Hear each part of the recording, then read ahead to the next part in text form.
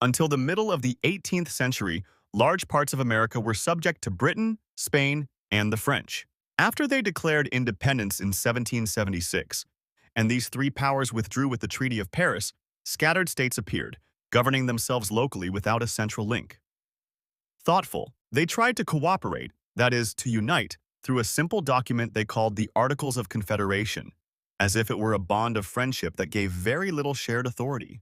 But after a year or 2 to 3 years, they discovered that this document was unable to collect taxes in a uniform manner and was unable to suppress any rebellion or chaos. Delegates from all the states met in Philadelphia in 1787, drafted a new unified constitution, and began to ask for the ratification of this constitution by the states and counties. The Battle of the Wading continued with debates, sessions, speeches, and newspaper articles for several years, until everyone ratified it by 1790 under a new, unified country called the United States of America. Anyone who reads and understands history will find it no surprise that Algeria was the direct driver behind this political turmoil, the Constitution, and the acceleration of it. Algeria, during that period, specifically in August 1785, declared war on the unincorporated states. Algeria was a world superpower during the past era between the 15th century and the early 19th century before the French colonization, and it was considered as the beast of the Mediterranean Sea.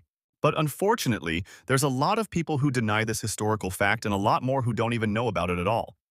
So in this episode, we are going to demonstrate this part of Algerian history with historical evidences. Again, thanks for watching. And if you liked the video or you just heard about this facts for the first time, don't forget to help us by clicking on the like button. Let's start here.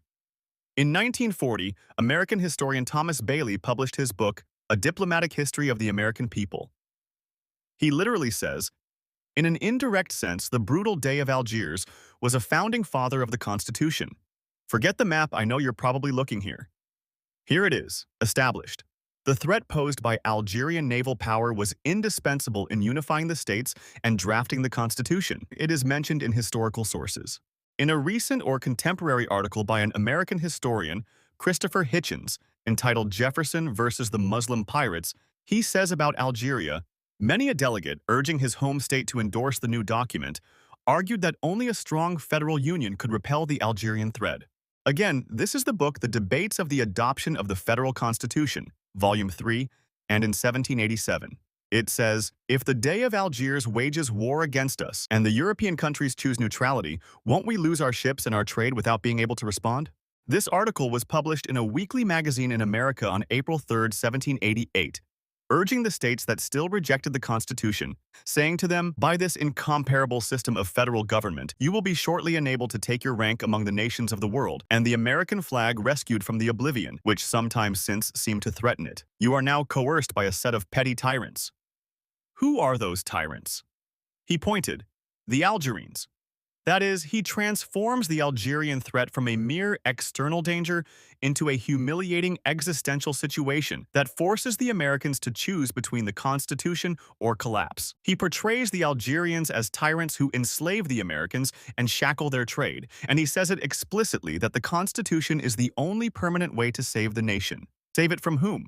From whom he calls the tyrants, or the Algerines. We continue. This is a speech by the American nationalist John Jay, the author of the American Constitution, in which he says, let us be under one vigorous government, and in a few years the Algerians themselves will stand in awe of the brave and enterprising American.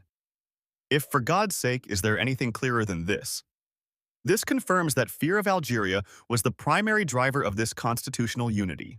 We continue. This is Hugh Williamson, a delegate to the Constitutional Convention of 1787 and one of its signatories, who says, what is there to prevent an Algerian pirate from landing on your coast and carrying your citizens into slavery? Here is the history of Algeria, and here is its actual status during that period. In an article published in New York, Alexander Hamilton, the author of the Constitution, mocked the idea of New Yorkers seceding because they rejected the idea of union with the other states. He said, if the city is independent, it would erect fortifications for us, effectively to secure our property from Algerian pirates. This means that the founder of the American Constitution himself explicitly said this in his call for writing a unified constitution, telling them that the secession of a particular state would not protect it from Algeria. What dreadful consequences would a squadron of Algerian corsairs produce in our cities and coasts? I mean, we have a character of this size presented in the context of encouraging unity under one constitution, a catastrophic scenario for an Algerian attack. And this clearly means that fear of Algerian power was a strong incentive for the constitution and the unification of the nation. William Grayson, an opponent of the constitution, reproached the Federalists and said to them, "You picture the situation as if, unless we adopt this constitution, the Algerians, whose flat-sided vessels never came farther than the Straits of Madeira, are to fill the Chesapeake with mighty fleets and to attack us on our front." Even though the opponents of the Constitution considered this Algerian argument to be exaggerated, it was central to the debate. This is also from the same documents. They still worry us that we will be attacked by the Algerians. This is also an opposition and a denial, but it shows that the Algerian threat was the same intimidation to force the states to accept the Constitution. In the book, The Documentary History of the Ratification of the Constitution, the section on the New York documents, we find a document signed by an opponent of the Constitution and an anti-federalist with the name Claverack in April 1788. Says, "You have published here in your newspaper some arguments and evidence that require us to approve the Constitution, but the author of the article clearly seems to be living in terror of the Algerians. This fear has taken over him and confused his thoughts. Did you see yet Algeria's position in the discussions and writing of the American Constitution?" He said, "For fear of Algeria," or literally, "out of terror of Algeria." This is an American poet, involved in raising awareness of the need to adopt a constitution. He says in his poem, "Before thy flag on foreign seas displays, the barbaric Algerians shall fall dismayed." He imagines that the Algerian naval force is the obstacle that if the Americans were to crush it, they would then ascend to the throne of the world. In the political poetry of that period, while the day of Algiers, sirs, so haughty is grown, that he swears by the prophet, the world's all his own. This is the image of Algerians among Americans at that time. They fueled the feeling of humiliation in Americans and encouraged them to unite behind the Constitution. This is not to mention the story of The Algerian Spy in Pennsylvania. This is the title of an American book that dates back to that exact period. We will dedicate a special episode to it in the future. Thus, we can say, the matter in which you seek your satisfaction has been decided. And in the end, we only have to only say we have increased, for the 1,000th time, the stature of Algerian history. We do not only enjoy reading and documenting the glorious Algerian history anew, but there's some parts of history of Algeria that it's unspoken before, and our job here is to revive it and make it heard.